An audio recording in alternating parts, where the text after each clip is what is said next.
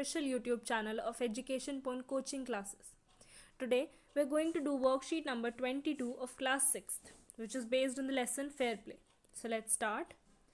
First question. Read the questions and answer in the space provided. You have to read the questions और आपको answers इस space में ही लिखने हैं. So I've already written down the answers. Let me share that with you first.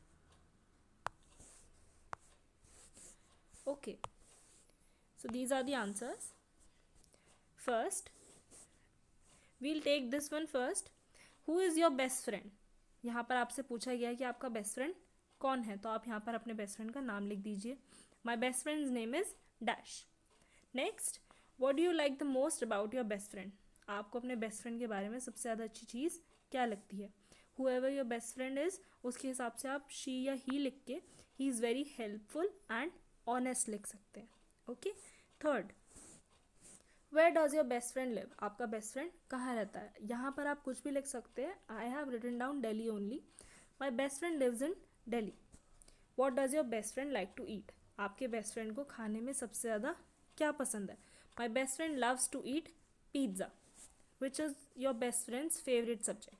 आपके best friend का favourite subject क्या है? My best friends favourite subject is English. Okay, आप यहाँ पर कुछ भी लिख सकते हो. All right, so this is the question number 1. Let's quickly move on to the next question. Okay, so the question number 2 is based on a passage that we have to do. Read the passage first. Jumman Sheikh and Algu Chaudhary were good friends. दो दोस्त थे जिनका नाम था Jumman Sheikh and Algu Chaudhary. So strong was their bond of friendship that when either of them went away from the village, the other looked after his family. यानी कि उन दोनों की दोस्ती जो थी वो इतनी ज़्यादा स्ट्रॉन्ग थी कि अगर एक बंदा विलेज से बाहर जाता था, कहीं बाहर जाता था, तो दूसरा उसकी फैमिली का ध्यान रखता था. लुक्ड आफ्टर का मतलब होता है ध्यान रखना. Both were greatly respected in village. दोनों की ही बहुत ज़्यादा रिस्पेक्ट थी विलेज में. Jumman had an old aunt who had some property. Jumman की एक बूढ़ी आंट थी जिनके पास कुछ प्रॉपर्टी थी, कुछ जगह थी. This she transferred to him on understanding that she would stay with him and he would take care of her. यानी कि जुम्मन और उनकी आंट के बीच में एक समझौता हुआ, एक डील हुई कि आंट अपनी प्रॉपर्टी जुम्मन के नाम कर देंगी और जुम्मन बदले में उनका ख्याल रखेगा. The arrangement worked well for a couple of years. ये जो अरेंजमेंट थी, ये जो डील थी, कुछ साल तो अच्छे से चली.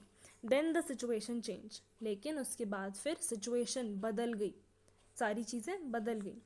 Jumman and his family were tired of the old relative. Jumman और उसकी जो फैमिली थी वो बूढ़ी आंट से तंग आ गई.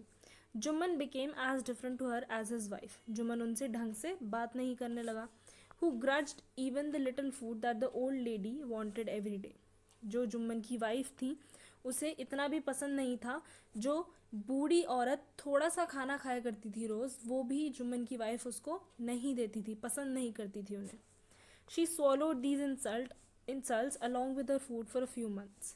मतलब ये जो इंसल्ट्स होती थी उनकी, जो उनके साथ बुरा व्यवहार होता था, उन्होंने कुछ दिन इसको सह लिया. But the patience has its limit.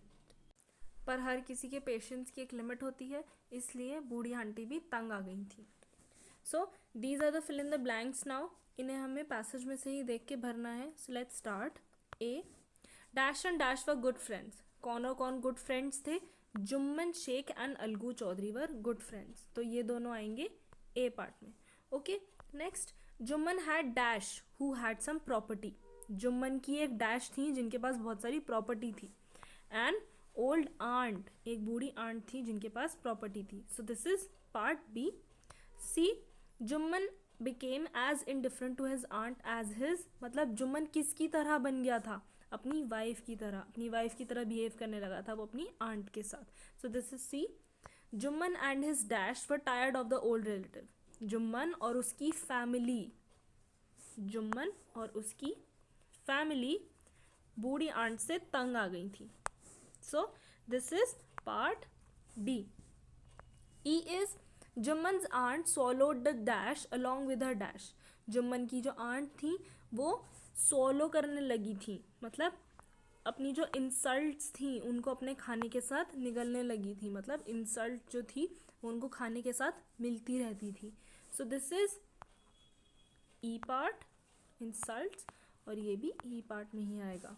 Okay, insults पहले लिखेंगे and then food. These are the fill in the blanks that you had to do in worksheet number 22. This is the end of the worksheet. I thank you all for joining in. Please like, share and subscribe to the video, and please subscribe to the YouTube channel of Education Point Coaching Classes. Thank you.